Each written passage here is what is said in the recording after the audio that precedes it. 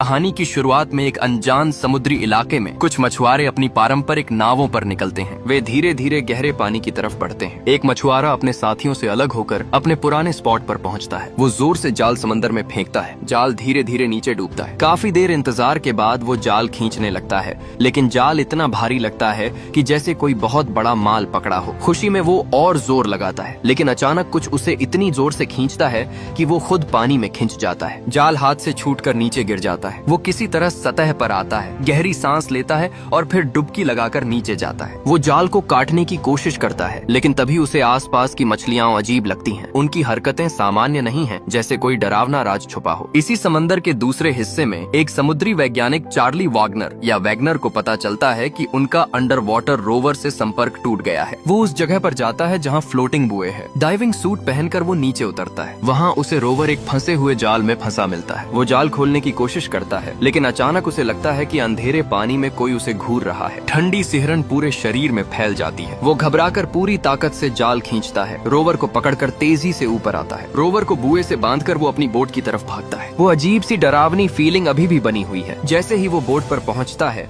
वो एहसास गायब हो जाता है। दूसरी तरफ बीच पर एक मरी हुई औरका व्हेल मिलती है। उसका पूरा शरीर अजीब घावों से भरा है। लियोन, जो समंदर के किनारे बड़ा हुआ है, देखता है कि मौत ज्यादा पुरानी नहीं है, मुश्किल से 3-4 घंटे। वो शक करता है कि आसपास के मछुआरों ने किया होगा। वो अपने साथी के साथ डॉक पर जाता है पूछताछ करने। एक पुराने मछुआरे से बात होती है। वो चुप रहता है, फिर दोनों को अपनी बोट के पास ले जाता है। बोट का पूरा शरीर क्षत विक्षत है, जैसे किसी ने जोर जोर से टक्कर मारी हो। मछुआरा बताता है कि सुबह एक औरका ने उनकी बोट पर हमला किया। वो बार बार दीवार से टकराती रही जैसे पागल हो गई हो। बचाव में मछुआरों को हुक और चाकू से लड़ना पड़ा। शायद वही व्हेल बीच पर मरी पड़ी है। लियोन समझता है कि सेल्फ डिफेंस था, लेकिन सवाल वही रहता है, आखिर ये शांत माने जाने वाले औरका अचानक इंसानों पर क्यों हमला करने लगे। चार्ली अपने बॉयफ्रेंड के साथ उसी इलाके में वापस आता है। वो रिपेयर किया हुआ रोवर दोबारा पानी में डालते हैं। लौटने से पहले वो देखता है कि पानी पर कुछ अजीब चीजें तैर रही हैं। वो एक को उठाता है और लाइटर से जलाता है। वो चीज जलती रहती है। वो बताता है कि ये फायर आइस है, मीथेन गैस जो समंदर की तह में जम जाती है, लेकिन ये तो नीचे रहती है, ऊपर क्यों आ रही है। और वो जगह देखते हैं तो चारों तरफ ऐसी चीजें तैर रही हैं। चार्ली जल्दी से वीडियो बना लेता है। इधर लियोन वजह जानने के लिए आसपास की व्हेल्स की मूवमेंट ट्रैक करना शुरू करता है। जल्द ही उसे पता चलता है कि एक ग्रुप औरका फिर से आ रही है। वो जल्दी से उस इलाके में पहुंचता है। ट्रांसमीटर पानी में डालते ही एक विशाल औरका उसके पास आ जाती है। वो डर जाता है, लेकिन वो बस उसे देखकर फिर गहराई में चली जाती है। फिर वो देखता है कि वो ग्रुप एक टूरिस्ट बोट की तरफ तेजी से जा रही है। वो भी पीछे पीछे जाता है। बोट पर लोग खुश होकर एक औरका को पानी से बाहर कूदते देखते हैं। कमाल का नजारा। लेकिन अगली बार जब वो कूदती है तो सब कुछ बदल जाता है। ओनर का ग्रुप बोट पर हमला कर देती है। लोग पानी में गिरने लगते हैं। लियोन समझ जाता है कि ये हमला प्लान्ड है। वो तेजी से गिरे हुए लोगों को बचाने की कोशिश करता है, लेकिन ओनर का एक एक करके उन्हें निगलने लगती हैं। लियोन अपनी आंखों से अपना दोस्त को समंदर में खींचे जाते देखता है। दिल दहल जाता है। अब सवाल ये है, अगर समंदर की जीव जंतु अचानक इंसानों पर हमला करने लगे तो क्या होगा। उसी बीच एक रेस्तरां के किचन में शेफ एक लॉबस्टर को काटने वाला होता है, लेकिन अंदर से कुछ गाढ़ा अजीब तरल निकलता है। वो हैरान होकर देखता है। अचानक वो तरल उसके चेहरे पर छिटक जाता है। सब डर जाते हैं। शेफ गुस्से में उसे फेंकने को कहता है, लेकिन वो लॉबस्टर चुपके से एक खतरनाक वायरस फैलाने लगा था। कुछ ही देर में शेफ को अजीब महसूस होने लगता है। शरीर में कुछ गड़बड़ है। क्या ये सिर्फ संयोग है या समंदर से कोई बड़ा खतरा इंसानों की तरफ बढ़ रहा है। कहानी अभी शुरू हुई है और सस्पेंस हर पल बढ़ता जा रहा है। एक थके हारे शख्स को लगा कि बाहर जाकर थोड़ी ताजी हवा ले ली जाए, लेकिन बाहर कदम रखते ही बस कुछ मिनट बीते होंगे कि वो अचानक जमीन पर गिर पड़ा और उसकी सांसें हमेशा के लिए रुक गईं। उसी वक्त बर्तन साफ करने वाला कर्मचारी भी अजीब बेचैनी महसूस करने लगा। उसके हाथ कांप रहे थे। साफ सुथरे प्लेट्स बार बार गिरकर चूर चूर हो रहे थे। सहायक रसोइया को तेजी से अस्पताल ले जाया गया, लेकिन डॉक्टरों ने सोचा ये तो बस साधारण बुखार और पेट की तकलीफ है। पर समुद्री जीवों की माहिर डॉक्टर अन्ना को शक हो गया। उन्होंने सोचा ये कोई मामूली बीमारी नहीं लगती। वो खुद रेस्टोरेंट पहुंची और लोगों से पूछताछ की। सबने एक ही बात बताई, सबने उसी एक लॉबस्टर को छुआ था और वो सफाई वाला कई दिन से काम पर ही नहीं आया था। अन्ना ने तुरंत उसके घर का पता लगाया। दरवाजा खोला तो दिल बैठ गया। वो पहले ही मर चुका था। फर्श पर लाश पड़ी हुई थी। अस्पताल में सहायक रसोइया भी लड़ते लड़ते दम तोड़ चुका था। मौतें एक के बाद एक हो रही थीं, जैसे कोई भयानक तूफान आने का इशारा दे रहा हो। दूसरी तरफ नॉर्वे के समुद्र में एक तेल खोजने वाला बड़ा जहाज खड़ा था। वहाँ के स्टाफ को समुद्र तल पर हैरान करने वाला नजारा दिखा। अज्ञात समुद्री कीड़े जमी हुई मीथेन गैस यानी फायर आइस को चबा रहे थे। कंपनी वहाँ ड्रिलिंग करने वाली थी, लेकिन पर्यावरण को बचाने के लिए सावधानी बरत रही थी। बायोलॉजी बायोलॉजी प्रोफेसर सिगेल ने तुरंत कुछ कीड़े पकड़े और लैब में परीक्षण शुरू कर दिया। कुछ ही देर में उनकी आंखें फट गईं। ये कीड़े बिल्कुल साधारण नहीं थे। जबड़े लोहे जैसे, दांत तलवार जैसे और प्रजनन इतना तेज कि बच्चे कुछ हफ्तों में ही बड़े हो जाते। उन्होंने कप्तान टिना को चेतावनी दी, ये छोटे कीड़े बड़ा खेल बिगाड़ सकते हैं। लेकिन कंपनी के बड़े अधिकारी हंस दिए, अरे एक कीड़ा क्या कर लेगा। किम सिगेल ने नियम याद दिलाए कि इकोसिस्टम बिगड़ा तो काम बंद करना पड़ेगा। टिना ने भी समझाया कि अगर फायर आइस टूटा तो भारी मीथेन गैस निकलेगी जो आसमान को बर्बाद कर देगी और ग्लोबल वार्मिंग को और भड़का देगी। आखिरकार बड़े अधिकारी खुद देखने चले गए। सच्चाई जानने के लिए छोटा प्रोब समुद्र में उतारा और थोड़ी सी फायर आइस ड्रिल करने लगे। अचानक पूरा जहाज भयानक तरीके से हिलने लगा, जैसे पूरा समुद्र तल फटने वाला हो। लकीली झटका जल्दी थम गया। बाद में प्रोफेसर लेमैन से मिले। लेमैन ने गंभीर स्वर में कहा, अगर तुम्हारा जहाज थोड़ा छोटा होता तो पूरा क्रू समुद्र की गोद में चला जाता। फिर कीड़ों का रिपोर्ट दिखाया और बोले, ये सिर्फ खा नहीं रहे, लगता है कोई अज्ञात ताकत इन्हें कंट्रोल कर रही है। मरने के बाद भी बैक्टीरिया उसी तरह काम करते रहते हैं। उसी वक्त एक छोटी रिसर्च बोट पर एक महिला अपने दोस्त वागनर से वीडियो कॉल पर बात कर रही थी। अचानक कनेक्शन कट गया और स्क्रीन पर अजीब सिग्नल आने लगे। समुद्री जीव नीचे से गैस के बुलबुले छोड़कर जहाजों को डुबो रहे थे। शहरों में अजीब और गरीब जेलीफिश दिखने लगी जो पानी के स्रोतों को जहर बना रही थी। लॉबस्टर और मछलियां खुद को इंसानों के हाथों पकड़वा रही थीं, लेकिन पकड़ते ही एक अनजान वायरस छोड़ देती। वो वायरस इंसानों में आग की तरह फैल रहा था। एक रेस्टोरेंट में तो सिर्फ एक डिश खाने से पूरा स्टाफ खत्म हो गया। अस्पतालों में मरीजों की लाइनें लग गईं, लेकिन कोई समझ नहीं पा रहा था कि ये वायरस आखिर है क्या। एक और बैक्टीरिया खून में घुसते ही अपनी ताकत दोगुनी कर लेता। पूरी दुनिया में समुद्र से जुड़ी भयानक घटनाएं एक साथ शुरू हो गईं। समुद्र अब शांत नहीं बल्कि खून का खेल खेल रहा था। समुद्री सुरक्षा अधिकारी लियोन इस राज को सुलझाने में जुटे थे। एक मरी हुई ऑर्का व्हेल का पोस्टमार्टम किया तो दिमाग में अजीब पैरासाइट मिले। व्हेलों की यात्रा के रूट देखे तो समझ आया कोई इन्हें कंट्रोल कर रहा है। सच जानने के लिए लियोन हम्पैक व्हेल्स के झुंड के बीच पानी में उतर गए। डर को पीछे छोड़कर एक व्हेल पर ट्रैकर चिपका दिया, लेकिन अगले ही पल सारी व्हेलें एक साथ जाग गईं और हमला बोल दिया। लियोन बाल बाल बचे, जहाज पर चढ़े और जैसे ही दूर हुए एक विशाल व्हेल ठीक उसी जगह टकराई जहां वो अभी थे। इधर प्रोफेसर सिगेल जापान के मशहूर 3 जहाज कंसोर्टियम से संपर्क किया, क्योंकि ये रहस्यमयी कीड़े सबसे पहले वहीं मिले थे। जब संस्थापक को सिगेल की पूरी रिपोर्ट दिखाई गई तो उनकी आंखें चौड़ी हो गईं। नॉर्वे समुद्र के कीड़े भी बिल्कुल उसी तरह के थे। पिछले कई जहाजों के अचानक डूबने वाले हादसों को देखते हुए 3 शिप्स ग्रुप के मालिक सैन चुआन एडू को शक हो गया कि ये कोई संयोग नहीं है। उन्होंने तुरंत अपने लोगों को पूरी जांच शुरू करने का आदेश दिया और सिगेल के साथ जानकारी साझा की। बस कुछ घंटों में सिगेल को 3 शिप्स कंसोर्टियम का मैसेज मिल गया। ये अजीब कीड़े अब कई देशों में फैल चुके थे और वो भी उन इलाकों में जहां खनिज निकालने का सबसे बड़ा काम चल रहा था। उसी शाम प्रोफेसर लेहमान ने खुशखबरी दी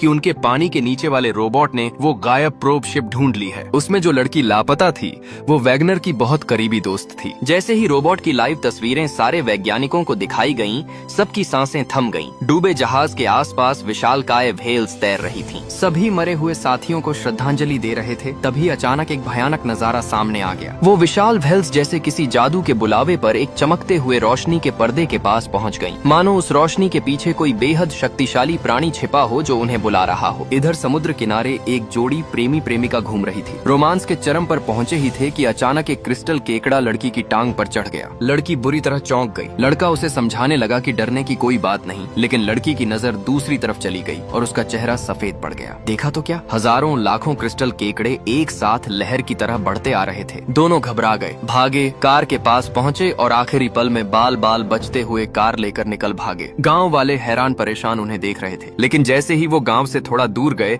लड़के ने अचानक ब्रेक मार दी और दोनों बाहर फेंक दिए गए। कारण, गहरे समुद्र से आए ये क्रिस्टल केकड़े पूरे गांव को घेर चुके थे। जब से समुद्र तल पर वो अनजान चमकती रोशनी दिखाई दी, सी पुलिस अधिकारी लियोन और सारे रिसर्चर यकीन कर चुके थे कि हाल के सारे हमले इसी से जुड़े हैं। लेकिन सवाल ये था, ऐसा कौन सा जीव है जो लगातार रोशनी देता है और अजीब सी आवाजें निकालकर दूसरों को अपनी तरफ खींचता है? दाढ़ी वाले पुलिस वाले ने कहा, सरकारी गुप्त प्रयोग होगा। लेकिन लियोन ने सिर हिलाया। कौन सा प्रयोग व्हेल्स को इंसानों पर हमला करने के लिए कंट्रोल कर सकता है? इधर मेडिकल एक्सपर्ट अन्ना और उनकी टीम सरकारी अफसरों को रिपोर्ट दे रही थी। लॉबस्टर और फैल रहे बैक्टीरिया पर गहन अध्ययन के बाद पता चला ये एक खतरनाक म्यूटेटेड बैक्टीरिया है। ये मुख्य रूप से पानी और दूषित खाने से फैलता है। अभी तक कोई दवा इसे रोक नहीं सकती। अन्ना ने सख्त सलाह दी, तटीय मछली पकड़ना तुरंत बंद करो, समुद्र में नहाने और बिना उबाले पानी पीने पर पूरी तरह पाबंदी लगा दो। लेकिन ऊंचे अधिकारी चिल्लाए, इससे तो तटीय अर्थव्यवस्था पूरी तरह तबाह हो जाएगी। अन्ना ने जवाब दिया, अगर ये बैक्टीरिया पानी को और दूषित करता रहा तो नुकसान उससे भी 100 गुना ज्यादा होगा। दोनों तरफ बहस तेज हो गई। बाद में अन्ना ने अपनी बेटी को फोन किया और चेतावनी दी, बेटा अभी नहाना मत और पानी जरूर उबाल कर पीना।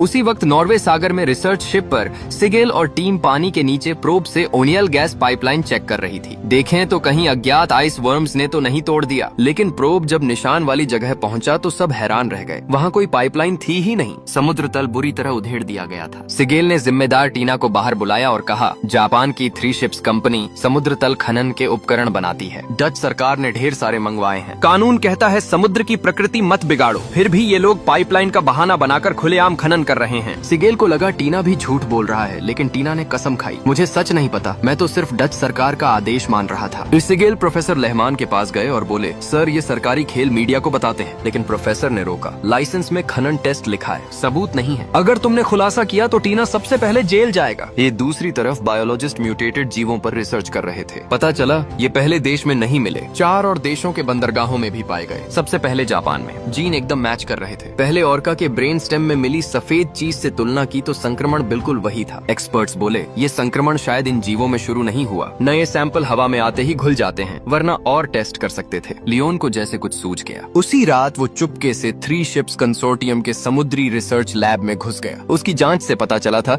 कि पहले म्यूटेटेड जीव टोक्यो से खरीदे गए थे। उसे यकीन था कि यहाँ सैंपल मिल जाएंगे, लेकिन जैसे ही अंदर घुसा सिक्योरिटी ने देख लिया। भागा, छिपा, लेकिन गार्ड डॉग ने सूंघ लिया। लियोन पकड़ा गया और ऑफिस में बंद कर दिया गया। थोड़ी देर बाद एक दाढ़ी वाला बुजुर्ग आया और बोला, बॉस तुमसे बात करना चाहते हैं। फिर 3 शिप्स के रीजनल हेड जो टेंग ने वीडियो कॉल की। लियोन का मकसद सुनकर जो टेंग ने डील रखी, सारे बंदरगाहों की लिस्ट दो जहाँ ये जीव मिले और अपनी पूरी जांच की जानकारी दो। बदले में हम तुम्हें ढेर सारे सैंपल देंगे, वरना यहीं बंद रहोगे। लियोन को मजबूरन हाँ कहनी पड़ी। आखिरकार वो ढेर सारे सैंपल लेकर निकला, लेकिन 3 शिप्स के फाउंडर सैन चुआन एडू को भी वो जानकारी मिल गई जो वो चाहते थे। ये म्यूटेटेड कीड़े और जीव अब उनकी शिपिंग लाइंस को सीधा खतरा बन चुके थे। इधर लाइट हाउस पर वैगनर अपने दोस्त का आखिरी वीडियो देखते हुए चुपचाप रो रहा था। तभी अचानक वैगनर लाइट हाउस पर बैठा अपने दोस्त का वो आखिरी वीडियो बार बार चला रहा था। कुछ तो गड़बड़ लग रही थी। जब उसने ध्यान से देखा तो उसकी आंखें फट गईं। जहाज डूबते वक्त खिड़की के बाहर ठीक वही रहस्यमयी चमकती रोशनी दिख रही थी जो समुद्र तल पर पहले दिखी थी। इधर अन्ना को पता चला कि क्रिस्टल केकड़ों ने जिस गांव पर हमला किया था वहां एक घातक वायरस भी फैल चुका है। डिजास्टर मैनेजमेंट की टीम ने तुरंत सैंपल लैब भिजवा दिए। अन्ना प्रोटेक्टिव सूट पहनकर तैयार हो गई। उसने फ्रोजन क्रिस्टल केकड़े को पानी में डाला, पिघलाया और फिर काटा। अंदर का मांस देखकर सब हैरान। पूरा शरीर अजीब अज्ञात पदार्थों से भरा हुआ था। माइक्रोस्कोप में देखा तो साफ हो गया, ये भी वही म्यूटेटेड बैक्टीरिया था। मतलब कोई नया प्राणी इन समुद्री जीवों को संक्रमित कर रहा है। एक औरत समुद्र किनारे खड़ी समुद्री हवा का मजा ले रही थी। अचानक सैकड़ों समुद्री पक्षी चीखते हुए उसके सिर के ऊपर से गुजरे। वो थोड़ी हैरान हुई, लेकिन अगले ही पल समुद्र का पानी तेजी से पीछे हटने लगा। वो समझ गई सुनामी आने वाली है। वो भागी, पार्किंग तक पहुंची तो देखा उसका पति घबराया हुआ कार में बैठ चुका है। वो चिल्लाई, रुको मुझे भी ले चलो। तो लेकिन पति ने एक झटके से गाड़ी बढ़ा दी और चला गया। औरत वहीं खड़ी रह गई, आंखों में आंसू और दिल में गहरा दर्द। फिर वो विशाल लहरें उठी और पूरा किनारा पानी में डूब गया। लोग अब समझ रहे थे कि ये कोई सरकारी प्रयोग नहीं हो सकता, क्योंकि कोई प्रयोग इतने बड़े समुद्र को कंट्रोल नहीं कर सकता। वैगनर ने अपने दोस्त के वीडियो से अलग निकाला हुआ ऑडियो प्रोफेसर रहमान को भेज दिया और बताया, सर ये आवाज ठीक उसी फ्रीक्वेंसी की है जो समुद्र तल की उस रोशनी से आ रही थी। जूनो जहाज डूबने से पहले 2 और जहाज भी डूब चुके थे। सैटेलाइट डेटा से पता चला कि हर जगह पानी का तापमान अचानक बढ़ गया था। वैगनर ने पास ही एक हाइड्रोथर्मल वेंट भी ढूंढ लिया। उसका शक था कि कोई चीज इस वेंट से भारी मात्रा में मीथेन निकाल रही है जिससे जहाज डूबे, लेकिन प्रोफेसर रहमान ने इसे सिरे से खारिज कर दिया। बोले, वेंट अभी सुप्तावस्था में है, इतना मीथेन इतनी दूर तक पहुंचाना पृथ्वी पर किसी के बस की बात नहीं। और वो रहस्यमयी रोशनी की आवाज बिल्कुल वही जो वैगनर ने बताया था। सिगेल सीधे वैगनर के पास पहुंचा और बोला, चलो तुम्हारे बताए वेंट के पास मॉनिटरिंग डिवाइस लगा देते हैं। लेकिन जैसे ही डिवाइस लगाई गई अचानक एक भयानक सुनामी आ गई। दूसरी तरफ अन्ना ने इमरजेंसी प्रेस कॉन्फ्रेंस बुलाई। बोली, लॉबस्टर, क्रिस्टल केकड़े, जेलीफिश, जहाँ जहाँ ये जीव दिखे वहाँ पानी में भयंकर प्रदूषण फैल गया है। बैक्टीरिया अब ज्यादातर पानी के स्रोतों तक पहुँच चुका है। सबसे पहले जापान में शुरू हुआ था, अब कई देशों में फैल रहा है। मुझे लगता है गहरे समुद्र में कोई नया प्राणी पैदा हो चुका है जो दूसरों को संक्रमित करता है और फिर इंसानों तक पहुंच जाता है। डेटा कह रहा है अब वक्त बहुत कम रह गया है। सिगेल ने तुरंत रहमान को फोन किया और सारी घटनाओं को एक साथ जोड़कर बताया। शाम को अन्ना के साथ वीडियो कॉल पर चर्चा हुई। सिगेल ने उन्हें रिसर्च इंस्टीट्यूट आने का न्योता दिया। अगली सुबह सारे इन्वेस्टिगेटर्स एक जगह इकट्ठा हो गए। सिगेल ने सबको संबोधित किया, दोस्तों समुद्री जीवों का व्यवहार अब बायोलॉजी की किताबों से बाहर है। सुनामी जैसी आपदाएं भी सामान्य नहीं। बैक्टीरिया और वायरस का हमला, ये सब एक साथ हो रहा है। मुझे पूरा यकीन है कि समुद्र के अंदर कोई चीज या कोई जीव इंसानों के खिलाफ समुद्र को हथियार बना रहा है। शायद कोई अत्यधिक बुद्धिमान प्राणी जो गहरे समुद्र में छिपा है। सब हैरान थे। लेहमान प्रोफेसर अभी भी मानने को तैयार नहीं थे, लेकिन उन्होंने चेतावनी दी, अगर जाना ही है तो बेहद सावधानी से। टीम ने फैसला कर लिया कि गहरे समुद्र में जाकर सच पता करना है, लेकिन इसके लिए पैसा और संसाधन चाहिए थे। सरकारी अधिकारी हंस दिए, ये तो बकवास है, छोटी छोटी बात को बड़ा बना रहे हो, और प्रस्ताव ठुकरा दिया। तभी 3 शिप्स के फाउंडर सैन चुआन एडू खुद सिगेल से मिलने पहुंचे। बोले, मैं पूरी फंडिंग करूंगा, तुम्हारी थ्योरी सही हो या नहीं, लेकिन मेरी शिपिंग लाइंस बचानी है। तो इसके बाद बायोलॉजिस्ट, भाषाविद, डॉक्टर और समुद्री विशेषज्ञों की पूरी टीम तैयार हो गई। कोई नहीं जानता था कि ये सफर कितने खतरों से भरा होगा। रवानगी से पहले सबने घर वालों से छोटा छोटा अलविदा कहा। उस उदास और धुंधले दोपहर में एक गुप्त रिसर्च शिप धीरे धीरे गहरे समुद्र की ओर रवाना हो गई। क्या इनका इंतजार कुछ और भी भयानक कर रहा है? अगली कहानी में पता चलेगा।